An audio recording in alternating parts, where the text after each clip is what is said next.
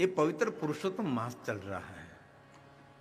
इस महीने में तो भजन, कीर्तन, कथा, पूजा, अर्चन, दर्शन, नदी में स्नान, तालाब में स्नान, समंदर में स्नान, गंगा जमुना का स्नान, और ये पुरुषोत्तम मास में आपके निवास स्थान तक कथा पहुंच रही है। कथा वार्ता का महीना, दान, दक्षिणा, धर्म, नियम। और गुजरात में एक पुरुषोत्तम मास का व्रत ज्यादातर हमारी बहनों ही करती हैं। ऐसा नहीं, पुरुषों को भी करना चाहिए, क्योंकि ये महीना का नाम पुरुषोत्तम है और पुरुषोत्तम तो करता ही नहीं।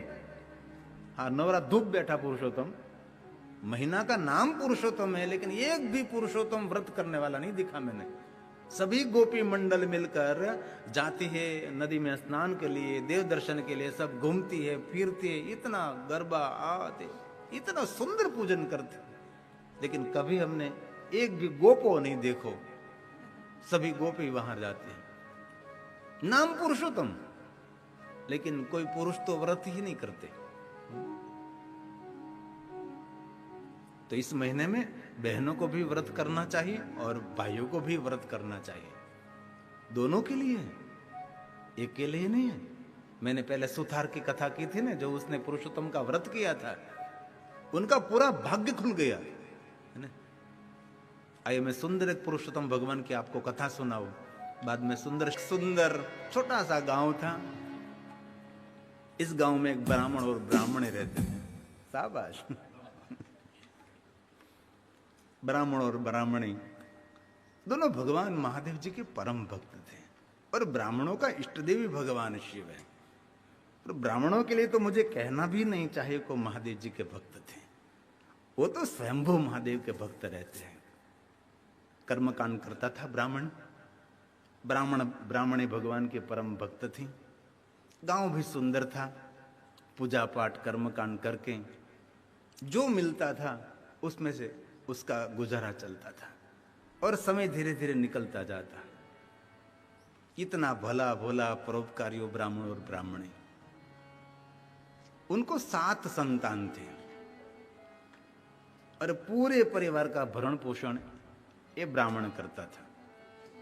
कथा वार्ता करके, पूजा पाठ करा के, कर्मकांड की प्रवृत्ति करते हैं। और घर भी निर्धन था, क्योंकि पहले के समय में तो कोई ब्राह्मण शर्त नहीं करता था कि ये पूजा का इतना पैसा लगेगा, ये यज्ञ का इतना लगेगा। अब तो करना पड़ता है। जो मिलता था उसमें अपना जीवन चला रहा था, और बहुत दरिद्र थे। ज्यादातर कथा ऐसे भी मिलते, गरीब ब्राह्मण था। ये पहले की कथा में ऐसा ही आता था, गरीब ब्राह्मण था। ब्राह्मण कभी गरीब नहीं होता, विद्वत्ता से वो धनवान होता है। तो कभी कभी तो अपने बच्चे भूखे भी रह जाते थे। कभी पूजा पाठ का काम नहीं मिलता था, कोई कर्मकांड का काम नहीं मिलता था, तो कभी कभी उसके घर में चूल्हे भी नहीं जगते थे।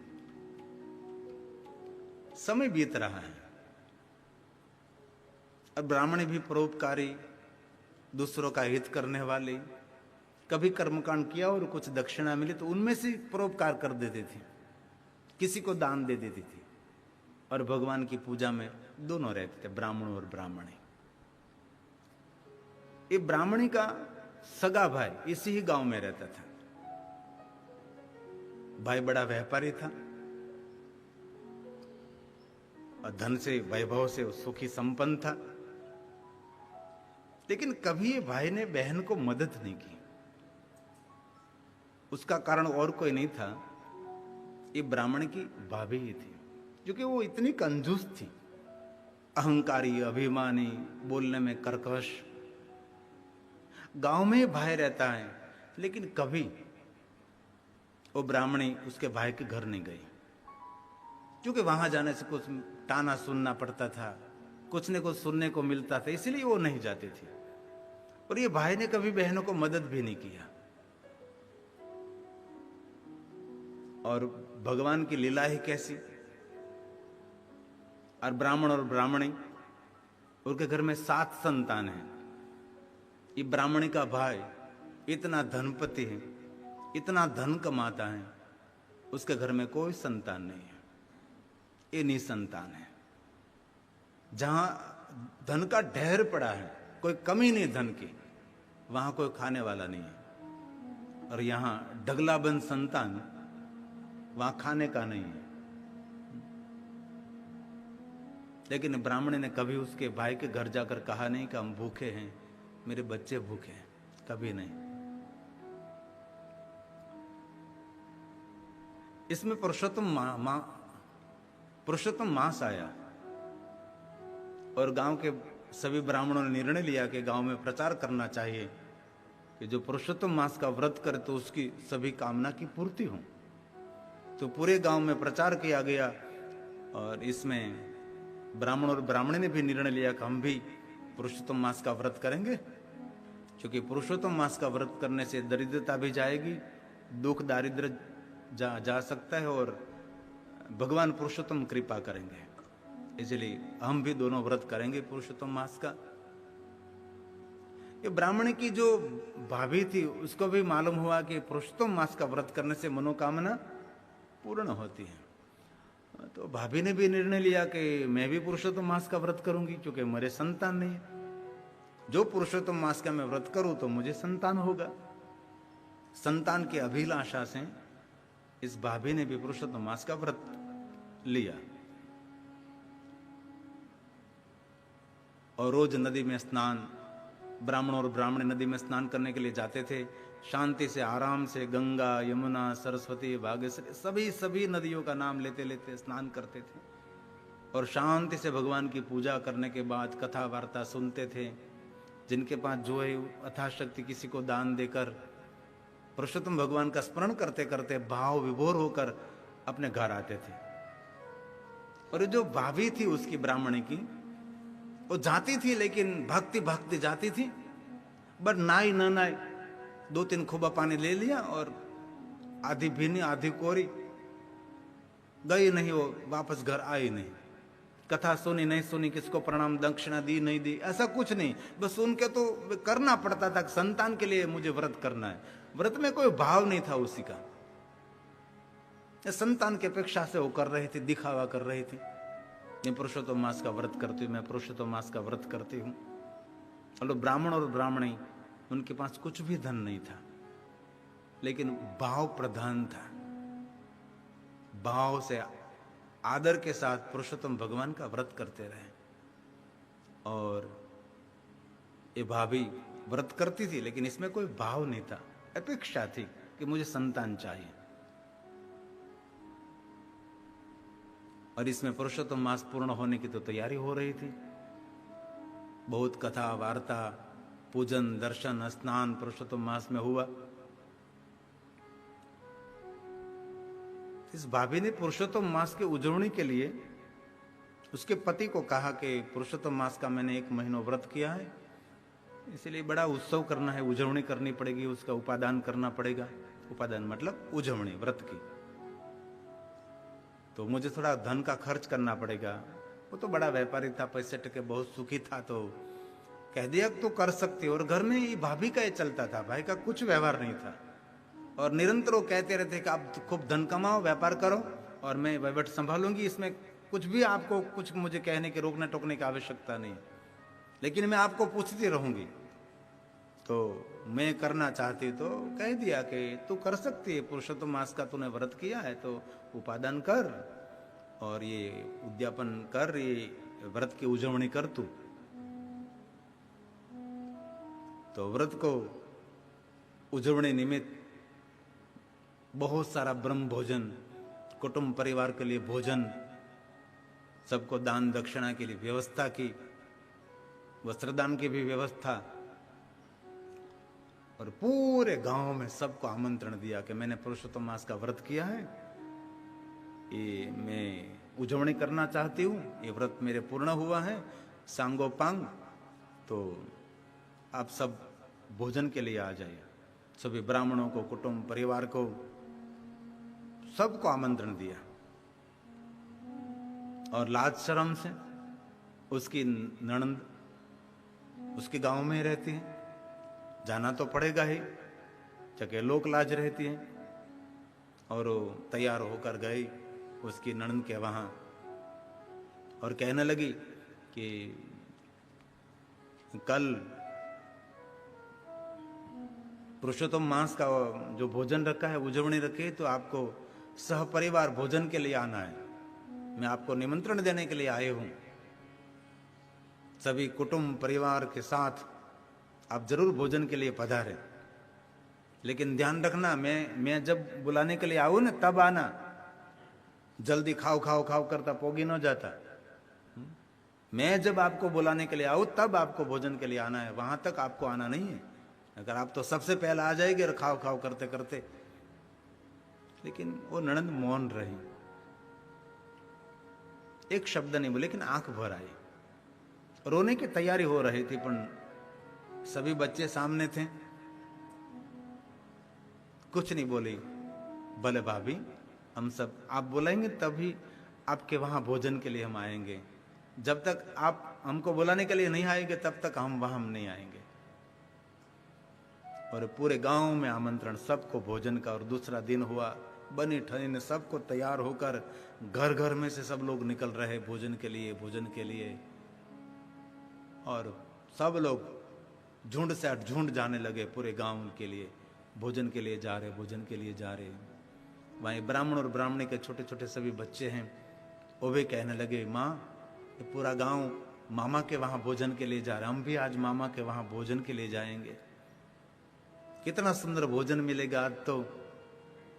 और सुबह से कुछ खाया भी नहीं।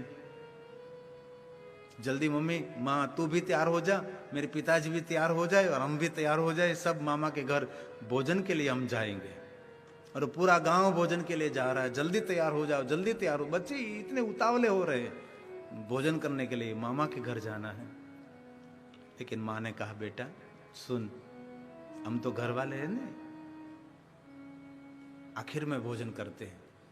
ये सब दूसरों लोगों को आमंत्रण दिया है ना, उसको पहले भोजन करना पड़ता है। हम सब तो एक घर के हैं ना, इसलिए मामा सबको भोजन करा देंगे। बाद हमको बुलाने के लिए आएंगे, तब हम सब साथ में मिलकर मामा के घर भोजन के लिए जाएंगे।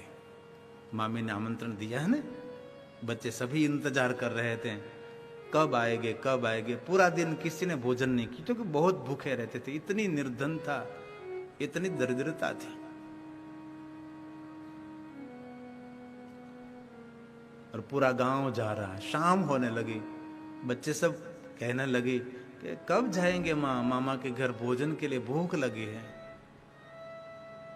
और माँ आश्वासन दे रहे, बेटा पूरे गांव का भोजन है तो थोड़ी व्यवस्था करने में समय तो लगेगा ना, हम तो एक घर के हैं ना, ये मामा का घर हमारा घर है, इसलिए बहुत उतावलापन जरूरी नहीं है। जब मामी आएगी बुलाने के लिए, जाएगी भोजन के लिए, बेटा शांति रखो आप। और ये ब्राह्मणी को पता है कि वो बुलाने के लिए नहीं आने वाली है। सूर्य भी अस्त हो गया और सभी बच्चे धन पछाड़ा करते करते, माँ को परेशान करते करते एक के बाद एक सोने लगे। और सब बच्चे सो गए भूखे प्यासे। वहां पूरे गांव मामा के घर भोजन करते करते सब प्रशंसा करते करते जाते थे, कितना सुंदर भोजन, कितनी सुंदर दक्षिणा, कितना सुंदर वस्त्र दिया। और पूरे गांव ने भोजन कर लिया। और ये ब्राह्मण इंतजार करते रहे कि कब आएंगे बुलाने के। लेकिन कोई नहीं आया। थोड़ी रात हो गई, तब ब्राह्मणी ने सोचा कि मेरे सभी बच्चे भूखे ऐसे ही मामा के वहां जाना है, मामा के वहां जाना है करते करते सो गए। और सुबह में उठेंगे तो उसको मैं क्या खिलाऊंगा, क्या मैं खिलाऊंगी उसको। अरे ब्राह्मण ने निर्णय लिया कि पूरे गांव ने भोजन तो किया है नहीं, इसलिए आजू बाजू बहुत सारी पतरावली पड़ी होगी, आटा जूटा थोड़ा तो पड़ा होगा, लाओ मैं वहां जाऊं। बड़ी रात, थोड़ी मोड़ी रात हो गई थी, देरी हो गई थी, अंधेरा भी था, किसी को मालूम न पड़े। वैसे भाई के घर के पास गई तो देखा दूर से तो सभी अंदर लोग मजाक मस्ती धमाल कर रहे थे, क्योंकि सबने भोजन कर लिया था, पूरे गांव को भोजन करा दिया था। देखा बहन ने कि भाई के घर में तो सब धमाल, सब मस्ती में पड़े, किसी का ध्यान नहीं है। तो बहुत सारी पत्रावली पड़ी थी, इसमें देखा तो बहुत ऐंठा झूठा पड़ा था।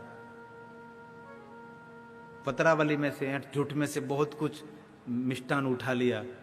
लाडू के टुकड़े थे, बहुत सारे मिष्टान के टुकड़े थे, सब उठा लिया। और उसकी जो साड़ी पहनी थी एकदम जूनी जूनी फाटी फेटी टूटी, इसमें बांध लिया। और ब्राह्मणी के मन में हुआ कि मैं थोड़ी थोड़ी पत्रावली भी यहां से ले लो, तो मैं बच्चे को कह सकूं कि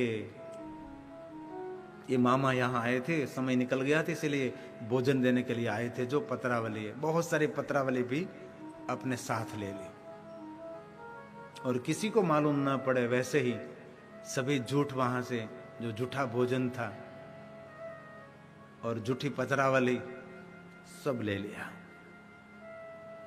और घर आई। और जीव कड़कड़ी રહ્યો છે। ब्राह्मणी आंख में आंसू છે। मेरे भाई के वहां पूरे गांव लोगों ने भोजन किया, इतने ब्राह्मणों को भोजन की, इतनी बड़ी दक्षिणा, वस्त्र, और मैं कितनी अभागी कि मेरे भाई के घर मुझे भोजन नहीं मिला। आमंत्रण दिया लेकिन भाभी मुझे बुलाने के लिए नहीं आई। मन को मना लिया, लेकिन वो पत्रावली में से झूठ उठाकर लाई थी ने, उनसे सभी आधे लाडू थे, कोई टुकड़ा लाडू थे, सब मिलाकर उसने रात में लाडू बना लिया। बच्चों को मालूम ना पड़े कि यहाँ झूठ हैं, वैसे सब ठीक ठाक कर दिया। आधा लाडू था उसका पूरा कर दिया, छोटे छोटे टुकड़े मिलाकर पूरा लाडू पूरा कर दिया और सभी मिष्टान मिलाकर एक सुंदर पत्रावली में रख दिया। और मेरे बच्चे सुबह में उठेंगे तो मैं कहूंगी कि मामा आए थे और आप सब सो गए थे और आप सबके लिए भोजन मामा ने ही भेजा है। और भगवान पुरुषोत्तम का स्मरण करते करते, परमात्मा को याद करते करते ब्राह्मण और ब्राह्मणी रात को सो गए। और सुबह हुई, ब्राह्मणी जल्दी उठी थी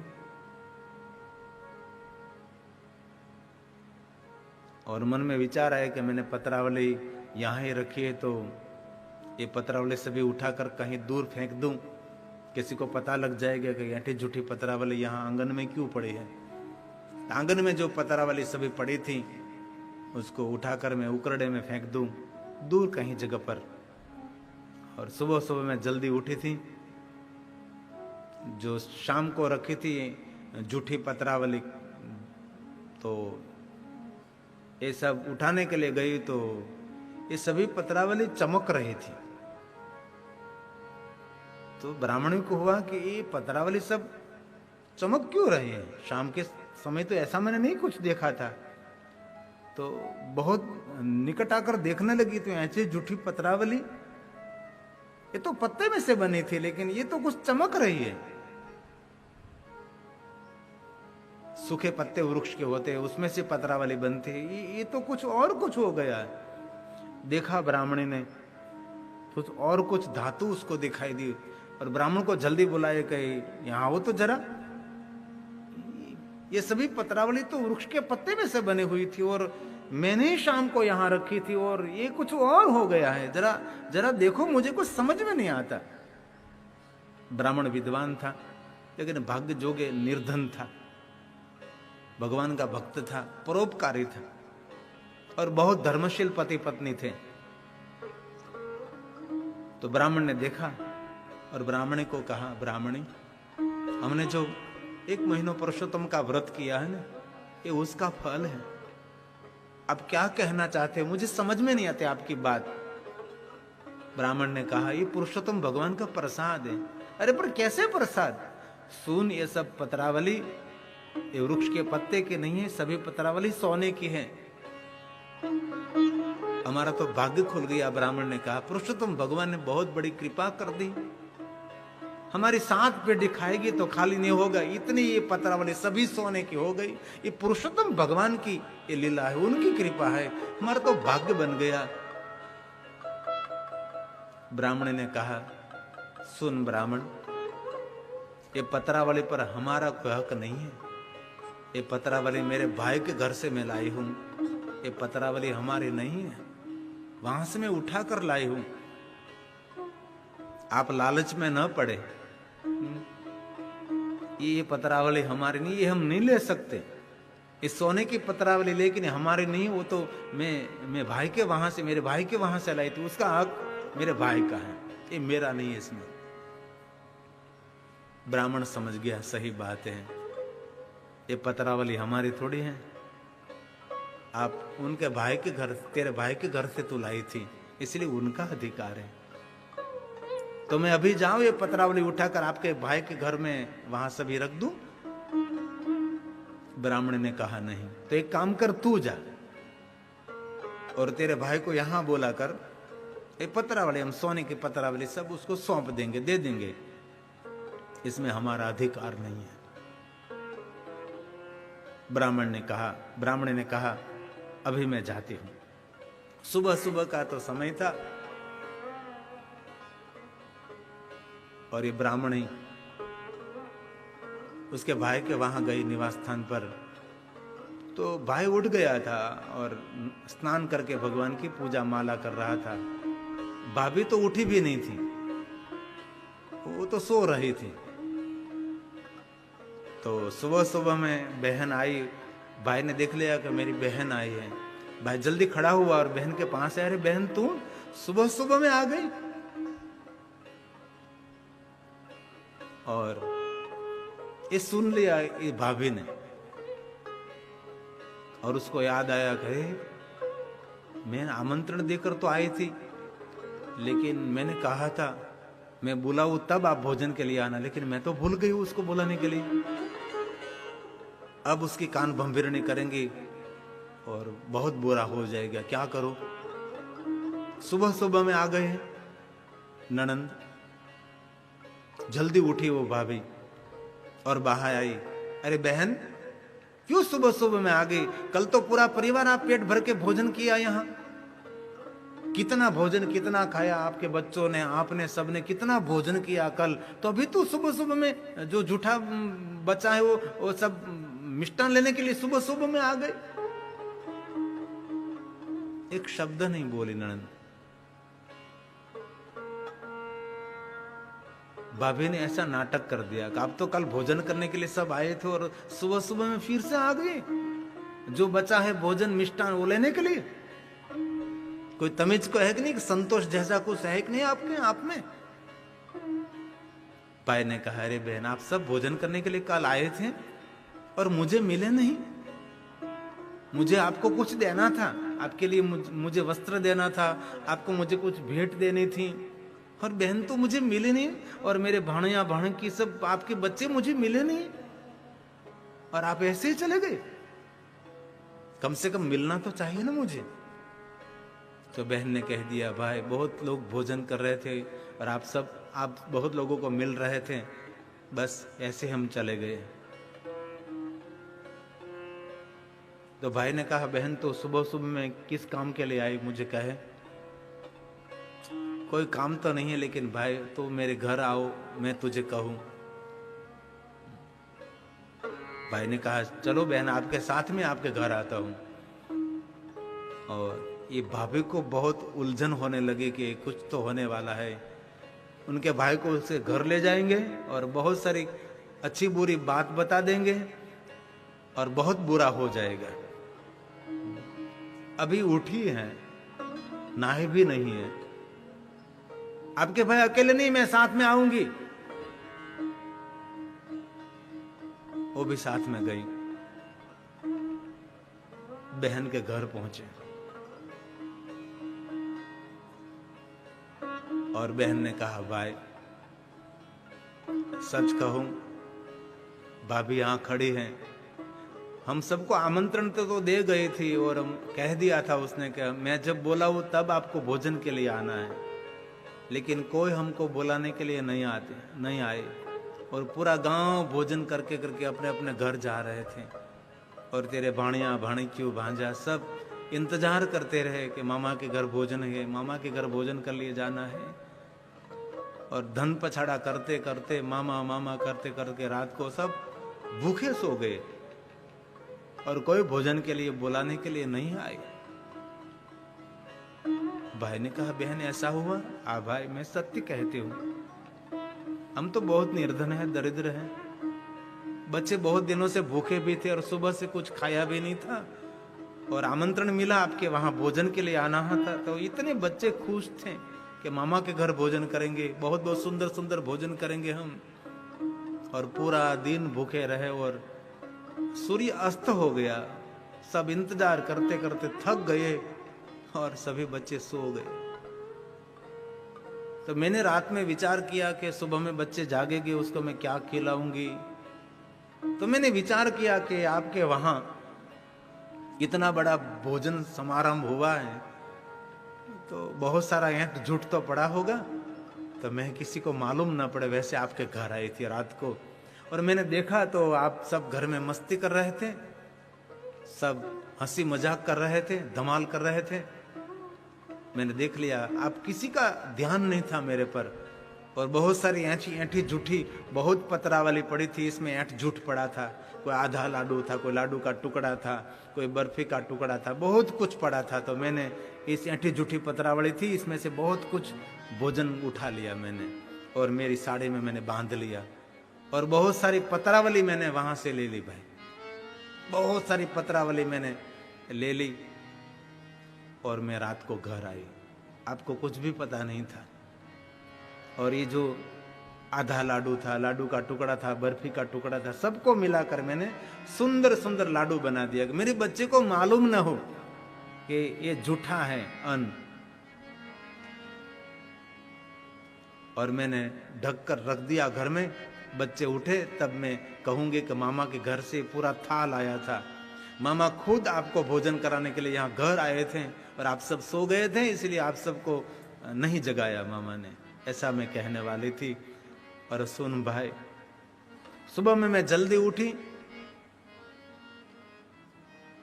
और ये पतरावली मेरे आंगन में ही पड़ी थी, तो मैंने सोचा कि ये उकरडे में दूर उसको कचरे में फेंक दूं, इसलिए सुबह सुबह में मैं आई थी ये फेंकने के लिए। चमकती रही थी ये सब पतरावली, तो मैं शाम को देखा था तो ये सभी पतरावली वृक्ष के पत्ते में से बनी थी, सूखे पत्ते में थे, अभी तो कुछ चमक रही थी। तो मैंने तेरे जीजा को कहा कि ये कुछ और मुझे दिखाई दे रहा है, शाम को जो मैं पतरावली लाई थी वो तो वृक्ष के पत्ते की पतरावली थी, और अभी तो कुछ धातु की पतरावली लग रही है।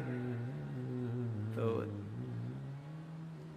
मेरे पति आए तेरे जीजा और देखा तो वो कहने लगी वो पतरावली तो सोने की पतरावली है।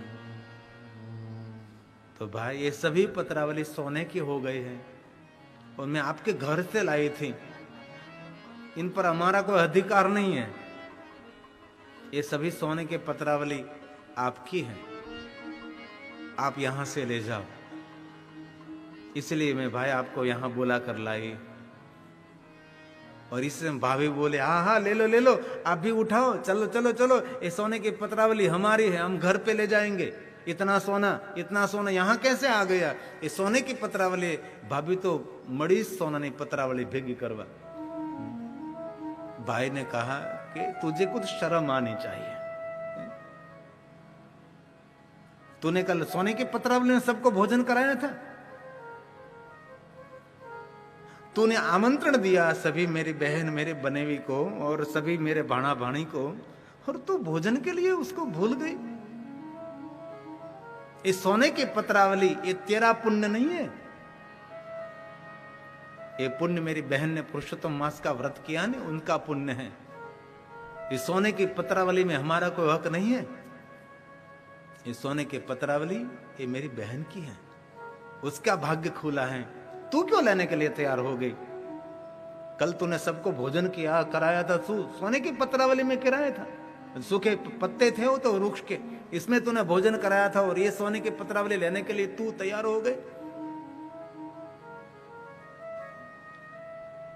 वो तो मौन हो गई। और भाई ने कहा बहन ये तेरा भाग्य खुला है, तूने बहुत भाव से पुरुषोत्तम का व्रत किया ने, पुरुषोत्तम मास का। भाई तो पुरुषोत्तम भगवान की कृपा हुई है, इसमें मेरा कोई हक नहीं है। बहन मुझे तो तुझे मदद करनी चाहिए, लेकिन मैंने कभी आपको मदद की ही नहीं।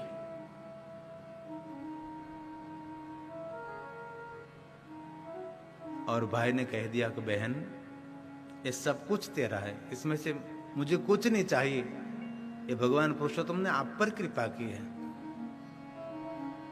भाई और भाभी दोनों गए और ब्राह्मण और ब्राह्मणी बहुत प्रसन्न हुए, पुरुषोत्तम भगवान का बहुत बहुत आदर करने लगे। भगवान पुरुषोत्तम तूने हमारी निर्धनता को देख ली, मेरे सगे वाले कुटुंब भाई भाभीयों ने किसी ने मदद नहीं की, लेकिन पुरुषोत्तम तूने मेरे भाग्य खोल दिए। इतनी सोने की पत्रावली, हम तो कितने निर्धन हैं। और ब्राह्मण ने इसमें से थोड़ा सोना निकाला और बाजार में गए, बच्चों को सुंदर सुंदर वस्त्र दिलाया और सबको जूता दिलाए। कोई किसी के पग में जूता नहीं था, किसी के अंग पर वस्त्र भी नहीं, क्योंकि निर्धनता तो निर्धनता होती है ना।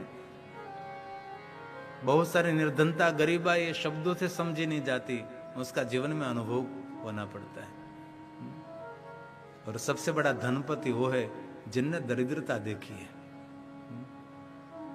जिनने दरिद्रता कभी देखी नहीं, वो धन का कभी सम्मान नहीं कर सकता। जिनने निर्धनता का मूल देखा है कि निर्धनता क्या होती है, गरीबा क्या होती है, भूख क्या होती है, दुख क्या होता है।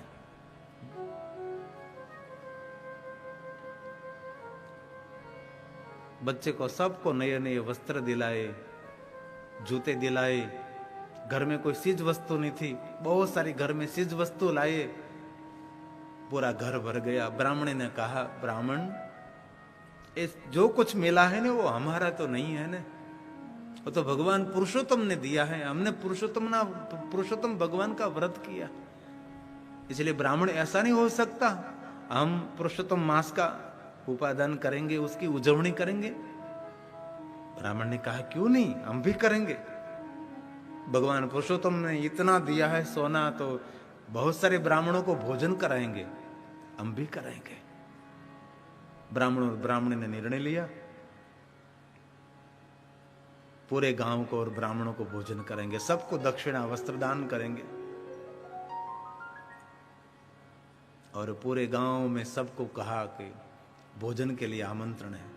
और ब्राह्मण और ब्राह्मणी घर घर पर गए और इस भाभी को मालूम हुआ और उसके पति को कहने लगी कि मैंने सुना है कि आपकी बहन पूरे गांव को भोजन करा रही है, पुरुषोत्तम मास की उजवणी कर रही है, तो पूरे गांव में आमंत्रण देने के लिए निकले हैं, हमारे घर आएगी कि नहीं। भाई ने कहा धैर्य रख, मेरी बहन मेरे घर भी आएगी। ये पूरे गांव को भोजन करा रहे हैं, उसको धन मिला ना, उसका सदुपयोग होगा, उसका सही उपयोग होगा। ऐसी बात चल रही तो ब्राह्मण और ब्राह्मणी दोनों आए। पहले तो आते हुए देखा तो अंदर से बहुत खिन्न हो गए, लेकिन समय को देखकर सावधान हो गए और बहुत मधुर मधुर मीठे मीठे शब्दों से आवकार देने लगी। और दोनों ने कहा कल हमारे घर वहां आपको भोजन के लिए आना है, पुरुषोत्तम भगवान का प्रसाद लेने के लिए आना है।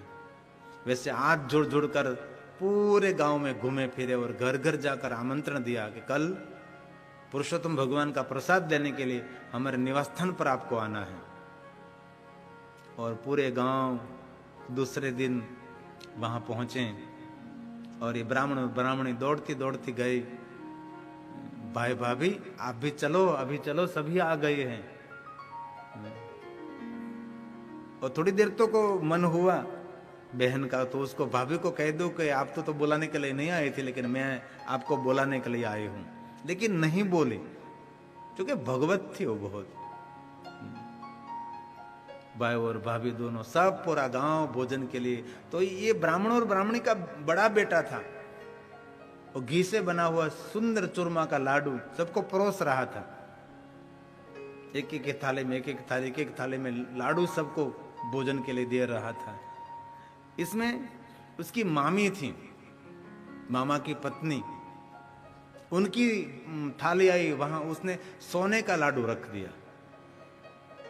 तो मामे ने कहा कि अरे भांजा तो कैसा व्यक्ति है, जो तो खरे खरो छो तू तो एला, अरे सोना सोना नो लाडू।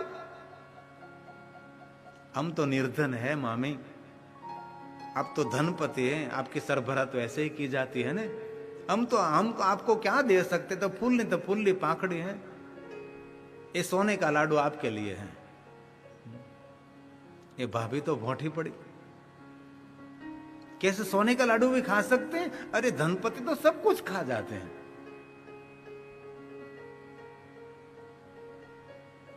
और आपके सरभरा तो हम नहीं कर सकते, क्योंकि हम आपके घर भोजन करने के लिए आए थे, तो आपने तो बहुत हमारा सम्मान किया था, बहुत हमारी सरभरा की थी, इतना मान सम्मान हमको दिया था। और पूरे गांव को जब भोजन था तब आप हमको बुलाने के लिए आए थे, और हम आपके घर भोजन के लिए आए थे, और आपने कितना भोजन हम सबको करा। ऐसा भोजन तो हम आपको नहीं करा सकते, लेकिन एक सोने का लाडू हम आपको दे सकते हैं।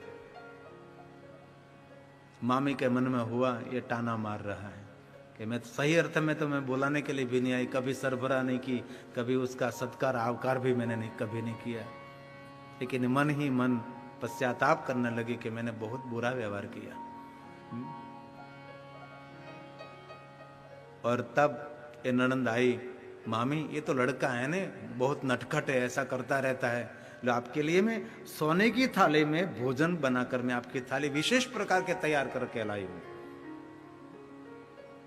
ये थाली भाभी आपकी और भाई ये थाली आपकी। सोने की थाली में सुंदर मिष्ठान सजाकर बहन स्वयं अपने हाथ से थाली लाई और भोजन कराया। भाभी को भी भोजन कराया, भाई को भी भोजन कराया, और कहा भाई ये भगवान पुरुषोत्तम की कृपा है, उनका प्रसाद है। भाभी और भाई ने भोजन किया और भाभी बहुत अंदर से शर्मिंदा हो गई और इस ननंद को, इस ब्राह्मणी को प्रणाम करने लगी, बहन मुझे क्षमा कर दे।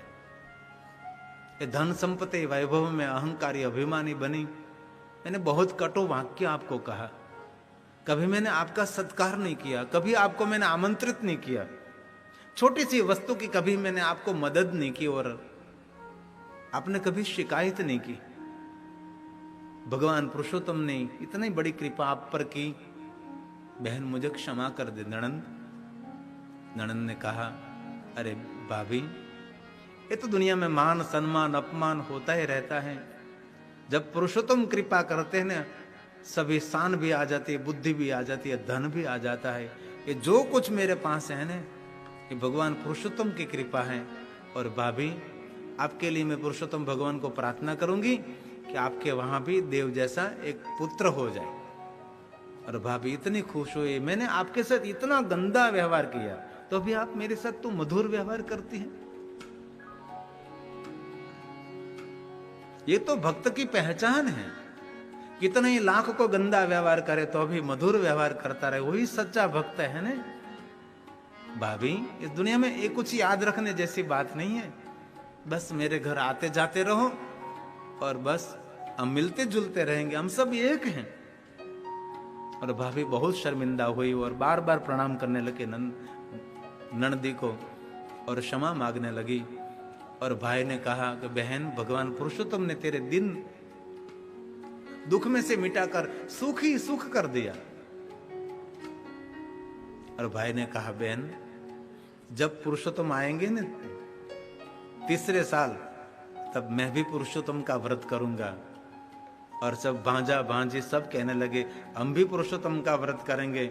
ब्राह्मण और ब्राह्मण ने कहा हम सब मिलकर पुरुषोत्तम भगवान का व्रत करेंगे और सबकी मनोकामना पुरुषोत्तम भगवान पूर्ण करें। ऐसी सुंदर वार्ता भगवान पुरुषोत्तम की है।